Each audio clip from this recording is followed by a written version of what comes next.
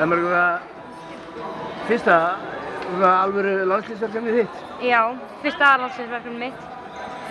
Spenningur? Já, alveg gífurlega mikil spenningur. Þetta er rosa gaman. Byrjar að æfa á æfingu í gær og eins og í dag og hvernig eru stelpurnar bara? Bara rosa skemmtilegar. Þetta er góður hópur og bara góð liðsheild og koma allar saman á vörubíl og þetta var rosa fínt, rosa gaman. Komið saman á vörubíl? Já, alltaf koma allar saman á æfingu í vörubíl. Já.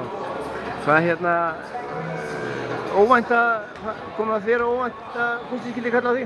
Já, þetta kom alveg óvænt, en rosa gaman að fá að taka þátt í þessu og mikil reynsla fyrir mig og fyrir allt í reynslumakkan.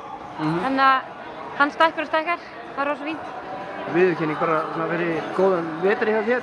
Já, algjörlega. Maður bara að halda áfram.